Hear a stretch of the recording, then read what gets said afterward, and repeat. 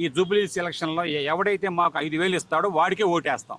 కులమైతే మాకు కూడి పెట్టిందండి కులం, చెప్పండి. అవన్నీ వద్దండి. కాంగ్రెస్ ఎలా ఉందో ఎవడుందో అనవసరం అంతా దొంగ నా కొడుకులే ప్రతి ఒక్కడు దాని గురించి. కాంగ్రెస్ వాళ్ళు వచ్చారు కానీ మనకి ఏం చేస్తారు మీకు చెప్పండి. మా ఆయన చనిపోయి 3 సంవత్సరాలే రోడ్డు మీద పెట్టుకొని అమ్ముకుంటున్నాం. ఏ ప్రభుత్వం వచ్చినా ప్రజలకే మెప్పించలేరు. పనికొచ్చి పథకాలు పెట్టినోడికి ఓటేయరు. అభివృద్ధి కార్యక్రమాలు ప్రజలైతే మర్చిపోయారని నేను అనుకోవట్లా. ఓటుకి డబ్బులు అయితే ఎప్పుడు తెచ్చుకున్నాం అప్పుడు మళ్ళీ మనం వెళ్ళి సార్ నాకు ఇది కావాలని అడగనాక మనం సరిపోం. ఇక్కడ మేమే నాళాలను ఆక్రమించలే.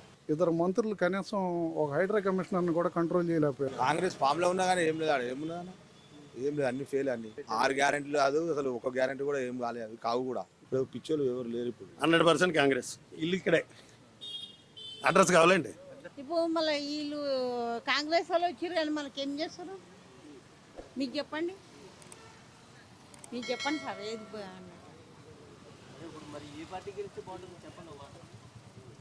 అదే వస్తే బాగుంటాయని అనుకుంటున్నాం. మళ్ళీ ఇంతవరకు చేసిండు కదా మంచిని మాకంటి గోపినాథ్, అదే వస్తే బాగుంటుంది.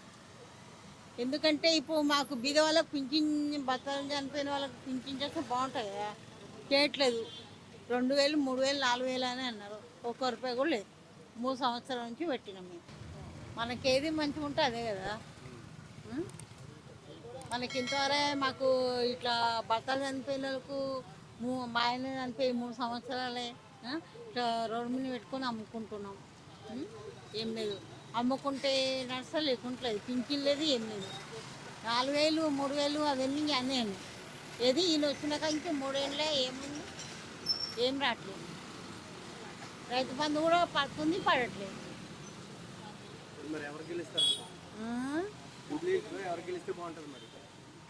డూప్లీసులా ఇంతవరకు అయినా ఉండే కదా మాగంటి గోపిని. ఈ జూబ్లీస్ ఎలక్షన్లో ఎవడైతే మాకు 5,000 ఇస్తాడో వాడికే ఓటేస్తాం.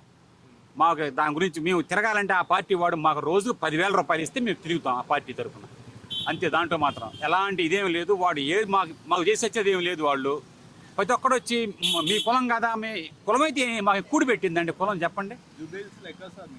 ఇక్కడే మేము ఉండేది, ఇదే వెంగళనగర్ డివిజనే. ఎవడు మేము మాకు ఎవరితో మొహమాటం లేదండి. మాకు ఎవడు 5,000 ఇస్తే వాడికి ఓటేస్తాం, లేకపోతే నోటాకేస్తాం. అది దాంట్లో మొహమాటం కూడా లేదు. దాంట్లో అవన్నీ వద్దండి. కాంగ్రెస్ ఎలా ఉందో ఎవడుందో అనవసరం అంతా దొంగ నా కొడుకులే ప్రతి ఒక్కడు దాని గురించి ఓడి పగలు తీసింది లేదు. నిన్నటిదాకా గుర్తు రాలేదు. నిన్న ఎలక్షన్ వచ్చే ఓడికి వాడు వచ్చి ఇదిగో ఈ రోడ్డు పోతున్నాం, ఇది పోతున్నాం. ఏమైంది అంతకుముందు? అంటే ఎలక్షన్ వస్తే రోడ్డు పోతలేదు, పోయిరా జనం అప్పుడు దాకా పిచ్చు నా కొడుకులే జనం అంతా. అంతే వాళ్ళ దృష్టిలో ఉంది. అంతే వాళ్ళ దృష్టిలో ఎలక్షన్ ఓటు కోసం మేము రోడ్డు వేస్తాం, లేకపోతే వెయ్యం. అసలు ఇవన్నీ ఎందుకంటే ప్రతి ఒక్కడు రేవంత్ రెడ్డి ప్రతి ఒక్కరు వచ్చి బీసీని ఏమంటుంది, వాళ్ళు తప్పుకొని ఆ బీసీకి ఎత్తి గోల బాధ్యత కదా. అది ఈ సోప లేదు కదా. ఇక బీసీకే మేము కోర్టుకు పోతే మీరు ఎవరు అడ్డం రావద్దని ఏడిపోయేందుకు ఆ బీసీకే బాధ ఒకటి. ఆ ఎమ్మెల్యే పదవి, మినిస్టర్ పదవి బీసీకి ఎత్తే ఈ సోప లేదు కదా. ఇక అప్పుడు ఓసీలే మైనర్ అయిపోతారు. అప్పుడు వీళ్ళు అడుగుతారు మాకేం కావాలని. ఇలా వాళ్ళ జనాభా ఎక్కువ, కట్టే ట్యాక్స్ తక్కువ, కానీ వాళ్ళకి వచ్చే సౌకర్యాలు మాత్రం ఎక్కువ. దానికి మరి ఎవడు ఏం రాజ్యాంగం అండి? ఇదేం రాజ్యాంగం అండి? బీసీకి ఓసీకి ఏమవుతుందని చెప్పండి. ఓసీ అని ఒక ట్యాగ్ ఉంటుంది తప్పితే ఏముందండి ఓసీకి? ఏమైనా ఉద్యోగాలు ఉన్నాయా? అరే కష్టపడి చదువుకున్న గవర్నమెంట్ ఉద్యోగాలు సాధిద్దాం అంటే ఏదో ఒకటి. మొన్న చూడండి ఎవరుండారండి చెప్పండి. చిన్న రేవంత్ రెడ్డి ఉన్నాడు నిజమే, మరి మిగతా రేట్లు కనీసం కూడుగా తగ్గట్ల. అది అడిపోయి చూడకపోయినా అమ్మలు నిలబడి ఎంతమంది పడిగాపులు కాస్తున్నారు. ఇలా ఓడి పిలిస్తే వాడు 1,000 రూపాయలు వస్తాయి, ఆ కూలి పోదామని చెప్పి. అంటే రేవంత్ రెడ్డి ఒక్కడుంటే సరిపోద్ది. ఇక ఈ మిగతా వాళ్ళు ఎడిపోయినా పర్వాలేదు. ఏందండి ఎవరికి ఏదో దాని గురించి తప్పితే ఎవడు ఒక్కడు చెప్పండి. రేవంత్ రెడ్డి ఏమన్నా ఉంటే ఆయనకే పని సంపాదించుకున్నాడు, ఇబ్బంది లేదు. ఇక ఎంతమంది రేట్లు కూలికి పోతున్నారు రోజు వచ్చి. కాపీ కూలికి పోతే 1,000 రూపాయలు మేస్త్రి ఇస్తే దానికోసం కింద మీద పడుతున్నారు.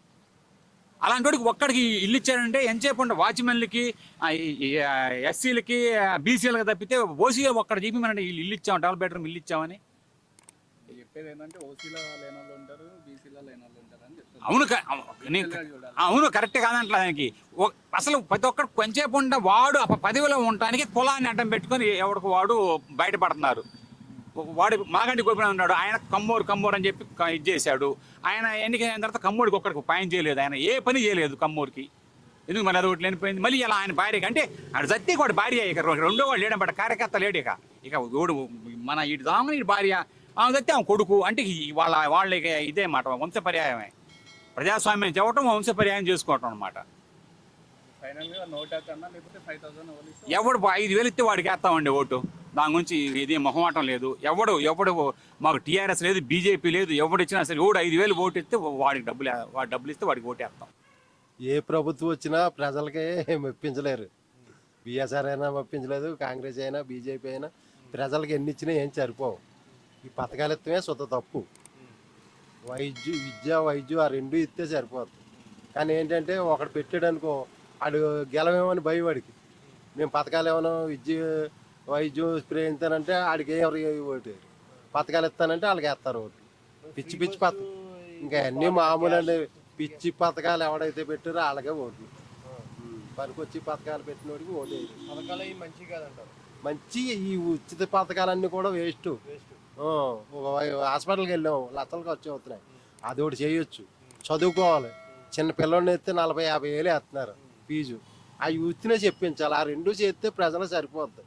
ప్రజలు కష్టపడి ఎవరికాళ్ళు స్వచ్ఛంగా బతుకుతారు. వీళ్ళు అయ్యని ఇయ్యని ఉచిత పథకాలు ఇచ్చి సోమరపోతులు చేసి ఎవరైనా పని చేయించుకోవాలంటే పనివాడు కూడా దొరుకుతలేదు. కొంతమంది ప్రజలు ఓటుకి డబ్బులు ఇస్తేనే వేస్తామంటున్నారు. అది ఎంతవరకు కరెక్ట్ అంటారు? అది ఓటుకి డబ్బు ఇచ్చి వేసి ఉన్నది కరెక్ట్ కాదు. అది మన నాయకుడిని చూసి వేసుకోవాలి. ఓటుకి డబ్బులు అయితే ఎప్పుడు తెచ్చుకున్నామో అప్పుడు మళ్ళీ మనం వెళ్ళి సార్ నాకు ఇది కావాలని అడగనాక మనం సరిపోం. అదే డబ్బు ఇచ్చుకోకుండా నాకు డబ్బు వద్దు, నాకు ఏదైనా ఆపద వచ్చినప్పుడు లేదా నాకు పని చేసి పెట్టండి అని అడిగి దమ్ము ఉంటుంది. డబ్బు మందుగా ఎప్పుడైతే ఇచ్చుకున్నామో ఆడ ఒక పనికిరానోడి కింద లెక్క. వెళ్తే పక్కనోడు చూద్దాం అంటారు. అసలు వెళ్ళకూడదు, అలాంటి ఇచ్చుకోకూడదు. ఇచ్చుకున్నవాడు పౌరసం అడిగితే వెళ్ళకూడదు. మనం డబ్బు ఇచ్చుకుని ఓటు వేసాం, మనం వెళ్ళకూడదు ఏ పనికి. అది తర్వాత కొంతమంది అభిప్రాయం ఏంటంటే కులం చూస్తున్నారు. ఇప్పుడు మా నాయకుడా కాదా, అది ఎంతవరకు కరెక్ట్? అది 80% దాకా పాకింది. ఇప్పుడు ఇది వరకు అయితే లేదు, ఇప్పుడైతే 80% దాకా పాకింది. మరి ఇప్పుడు కులం చూసి వేసుకున్నప్పుడు కులం తగ్గ మనిషి చేస్తున్నాడా చేయట్లేదా? ఇప్పుడు మీ కులం ఉంది, మీ కులం నాయకులు మీరు గెలిపించుకున్నారు, మరి మీకు చేయడా? కులం నాయకులకి అంటే 80% వేస్తారు, 20% అయిపోయినా. అందులో ఈ నాయకులు ఏం చేస్తారంటే వీళ్ళు మనవాళ్లే కదా పక్క తర్వాత చేయొచ్చులే, ముందు బయట వాళ్ళని చూడాలని బయట వాళ్ళనే చూస్తారు. ముందు ఈ వర్గాన్ని చూసుకున్నాడు అనుకో, రేపు పొద్దున చెడ్డ పేరు వస్తుందని ఏం చేస్తాడంటే వీళ్ళ పక్కనెట్టి బయట వర్గాన్ని చూస్తాడు. అది సరైన నాయకుడు అయితే. లేదు మనవాళ్ళు అనుకుంటాడు, బాటాస్ అయిపోతాడు. అది అందులో ఏంటంటే గోపీనాథ్ గారికి అభిమానం చెప్పిన అన్నయ్య ఇచ్చేమో అని నాకు అనిపిస్తుంది అనమాట. అంటే అతను పార్టీ తరఫున కాకుండా వ్యక్తిగతంగా గోపీనాథ్ గారు మంచి వ్యక్తి కాబట్టి, ఎవరికి ఏకైనా పలికి వ్యక్తి కాబట్టి అతని భార్యకే వేస్తారని నేను అనుకుంటున్నాను. కాంగ్రెస్ నవీన్ యాదవ్, అంజన్ కుమార్ యాదవ్ పోటీ ఉంటాకండి. అతను ఒక చదువు లాంటి మనిషి గోపీనాథ్ అంటే. పార్టీ సమస్యలు పక్కనెట్టండి, అతను ఎవరికి ఏకేసినా చిన్నోళ్ళైనా పెద్దోళ్ళైనా ఆప్యాయంగా మాట్లాడే వ్యక్తి ఆయన. ఆ పేరు ఉండిపోయింది. ఆయన ఉన్నవాళ్ళు పెద్ద లీడర్లు వచ్చి ఏదైనా చేయొచ్చు, కానీ అతను అంటే ఒక అభిమానం ఉండిపోయింది చాలా మందికి. అది ఆయన గెలుస్తాడు, అలా ఆవిడ గెలుస్తుందని అనుకుంటున్నాను. నేనైతే ఇప్పుడు ప్రజెంట్ సిచ్యువేషన్ నేను చెప్పను, కానీ మామూలుగా లెక్కేసినప్పుడు అయితే గోపీనాథ్ గారు చేసినటువంటి అభివృద్ధి కార్యక్రమాల వల్ల ఆయనకే ప్లస్ పాయింట్ ఉంది. ఎందుకంటే స్లమ్ ఏరియాల్లో కానివ్వండి, కళ్యాణ లక్ష్మినో లేకపోతే డబుల్ బెడ్రూమ్ హౌసెస్, లేకపోతే ఇతరత్ర కార్యక్రమాలు, ఫర్ ఎగ్జాంపుల్ రహదారులు కానీ ఇతరత్ర కార్యక్రమాల్లో అయితే ఆయన గత ప్రభుత్వంలో చేసినటువంటి అభివృద్ధి కార్యక్రమాలు ప్రజలైతే మర్చిపోయారని నేను అనుకోవట్లా. కానీ తర్వాత కాంగ్రెస్ ప్రభుత్వం అధికారంలోకి వచ్చిన తర్వాత కొన్ని సంక్షేమ పథకాలు ప్రవేశపెట్టినా కూడా ఇంకా వాళ్ళు ఇచ్చినటువంటి హామీలు నేనైతే నెరవేరలేదనే చెప్పాలి. పర్టికులర్గా జిహెచ్ఎంసీలో రోడ్ల వ్యవస్థ, డ్రైనేజీ పరమ దారుణంగా ఉంది. పర్టికులర్గా మా మధురా నగర్కి వచ్చేటోడికి మా సంక్షేమ సమితి నిధులతో ఏర్పాటు చేసుకున్నటువంటి డివైడర్ని హైడ్రా కమిషనర్ తొలగించడం అనేది అతి హేయమైన చర్యగా నేను చెబుతాను. దాన్ని ఇద్దరు మంత్రులు కనీసం ఒక హైడ్రా కమిషనర్ని కూడా కంట్రోల్ చేయలేకపోయారు. ఒక ఇద్దరు మంత్రులు అంటే మంత్రులను కూడా అతి చులకన భావంతో ఆయన ముందు మాట్లాడటం జరిగింది. ఎవరు హైడ్రా కమిషనర్ అంటే ఓ హైడ్రా కమిషనర్ ఒక ప్రభుత్వ అధికారి అయ్యి ఉండి అబోధాలు అలాగా మొత్తం కంట్రోల్ చేయలేనటువంటి వ్యవస్థ ఉన్నప్పుడు దీనికి ఇంకా ఈ ప్రభుత్వాన్ని ఎట్లా నమ్ముతారు? ఇప్పుడు హైడ్రా వ్యవస్థ ఉన్నప్పుడు ఇప్పుడు గట్టిగా మాట్లాడితే మాకు అసలు అంతకుముందు సివరేజ్ లేదు మధురా నగర్లో. అది కృష్ణకాంత్ పార్క్ నుంచి మైగ్రేట్ అవ్వాల్సినటువంటి పరిస్థితి అయితే దాన్ని తీసుకొచ్చి సివరేజ్ మా కాలనీలోకి వదిలి దాన్ని తీసుకొచ్చి మామూలు శ్రీనివాసనగర్ కాలనీ వెస్ట్ మేవ నుంచి తీసుకెళ్ళి మైత్రివనం దగ్గర పెట్టారు. మైత్రివనం దగ్గర మునుగుతుంది అంటే అక్కడ నాలాలు ఆక్రమించారు. ఇక్కడ మేమే నాలాలను ఆక్రమించలే. సొంత నిధులతో కాలనీ శ్రేయస్సు దృష్ట్యా కాలనీ భద్రత దృష్ట్యా ఏర్పాటు చేసుకున్నటువంటిది. దాన్ని ఇద్దరు మంత్రుల దగ్గర రిప్రజెంటేషన్ చేశారు, సంక్షేమ సమితి ప్రతినిధులు, అయినా కూడా చేయలే. రేపు కాంగ్రెస్ వాళ్ళు ఏ మొహం పెట్టుకుని జనాలను అడుగుతారండి ఇక్కడికి వచ్చి కాలనీలో ఓటు. కాబట్టి నా లెక్క అయితే వాళ్ళు సంక్షేమ పథకాలు అనేవి ప్రవేశపెట్టి మహాలక్ష్మి పథకం ఒకటైతే సక్సెస్, 2 స్లమ్ ఏరియాస్లో గృహజ్యోతి కింద ఏర్పాటు చేసినటువంటి అవి 2 మించి అంతకుమించి మిగతా ఆస్పెక్ట్స్లో అయితే ఫెయిల్డ్. కాకపోతే ప్రజానాడి ఏంటంటే ఎట్లా నిర్ణయిస్తారో చూడాలి. కానీ బీజేపీ అయితే మాత్రం గెలిచే ఛాన్సెస్ లేవు. నడిగడ్డ శ్రీనాన్న, street vegetable vendors general secretary. జూబ్లీస్ 100% మన టీఆర్ఎస్ వస్తుందన్న. మగటి గోపీనాథ్ వాళ్ళ మిస్సెస్ సునీత గారు గెలుస్తారని చెప్పని మేము ఆశిస్తున్నాం. కాంగ్రెస్ ఫామ్లో ఉన్నా కానీ ఏం లేదు, ఆడ ఏమున్నదన్న ఏం లేదు, అన్ని ఫెయిల్. అన్ని వాళ్ళ వరకు వాళ్ళకి ఫామ్లో ఉన్నది సంపాదించుకోవడానికి. ఎందుకంటే 6 గ్యారెంటీలు 6 గ్యారెంటీలు కాదు, అసలు ఒక గ్యారెంటీ కూడా ఏం కాలేదు, అవి కావు కూడా. బస్సు ఫ్రీ అయింది, బస్సు ఫ్రీ ఒకటైతే అయిపోదు, గ్యాస్ బస్సు ఫ్రీ. 6 గ్యారెంటీలు అంటే ఎన్ని ఉన్నాయి మొత్తం? ఒక్కొక్క గ్యారెంటీలో 4 ఉన్నాయి ఒక్కో దాంట్లో. మొత్తం చూసుకున్నా కానీ అది కాని పని, అది మొత్తం అంతా ఫేక్ అంతా. ఇప్పుడు ఊర్లలో చూడండి, యూరియా కోసము రైతులు ఎంత బాధపడుతున్నారు. కేసీఆర్ గారు చెప్పారు అప్పుడు, చెప్పులు పెట్టుకోవాల్సి వస్తుంది లైన్లో అని చెప్పి. అదేవిధంగా రైతు బంధు రామ్ అన్నాడు, అట్లనే ఉంది. ఇక కాంగ్రెస్ వాళ్ళు ఇంతకుముందు చూసినాం కదన్నా, గత కానీ 50-60 సంవత్సరాలు చూస్తూనే ఉంటుంది ప్రతి ఒక్కరు. వాళ్ళ మాటలు నమ్మరు ఎవరు. ఇప్పుడు కాంగ్రెస్ తరఫున ఎవరికైతే ఇస్తే మీకు పోటీ ఉంటుంది? కాంగ్రెస్ తరఫున అంటే నవీన్ యాదవ్ అన్నకు ఇస్తుందని అనుకుంటున్నాము. కొద్దిగా టఫ్ నడుస్తుంది, అయినా కూడా టీఆర్ఎస్ పార్టీ గెలుస్తుందని మేము అనుకుంటున్నాం. ఆయన గెలవడంట అంటే ఇంతకుముందు కొద్దిగా తగ్గపోరు వచ్చింది, చూడాలంటే ఇప్పుడు కాంగ్రెస్ ఉన్న పరిస్థితులు చూస్తే గెలవదని చెప్పని అనుకుంటున్నాం మేము. అది మాకంటే కొద్దిగా చనిపోయారు కాబట్టి బై ఎలక్షన్ లేకపోతే సానుభూతి ఉంటుందంట. 100% ఉంటుంది. జూబ్లీస్ 3 సార్లు గెలిచాడు ఎమ్మెల్యే. ఇప్పుడు ప్రజలు ఏమనుకుంటారంటే ఫామ్ లో ఉంది కదా, సంవత్సరాల పాటు అట్లా చాలా మంది అనుకునేది అదే. కాకపోతే ఈ మాటలు చూసి ఇలా చేతలు చూసేసరికి మళ్ళీ టీఆర్ఎస్కి వేస్తారని చెప్పి అనుకుంటున్నాం. ప్రతి వాళ్ళు రాజకీయంగా ఆలోచించేది ఏమంటే, ఇప్పుడు ఆల్రెడీ గవర్నమెంట్ కాంగ్రెస్ ఉన్నది కదా, కాంగ్రెస్ గెలుస్తుందని చెప్పని అనుకుంటున్నారు. ఇప్పుడు పిచ్చోళ్ళు ఎవరు లేరు, ఇప్పుడు అంతా అందరు తెలివి మారిపోయారు కాబట్టి ఆ రకంగా చూసుకొని మేము టీఆర్ఎస్ వస్తుందని చెప్పి అనుకుంటున్నాం. పిచ్చోళ్ళు అంటే ఇప్పుడు పనులు అవ్వాలంటే ఇప్పుడు కాంగ్రెస్ని గెలిపేయాలని ఏం లేదు కదా. బీఆర్ఎస్ వాళ్ళు పనులు అవుతాయి అంటారు. పక్క అయితే ఇంతకుముందు చాలా చేసిండు, ఇప్పుడు ఉన్నది 2 సంవత్సరాలు అయినా కూడా పక్కా అయితే అని చెప్పని మేము అనుకుంటున్నాం. కేసీఆర్ గారు ఎందుకు బయటికి రావట్లేదు?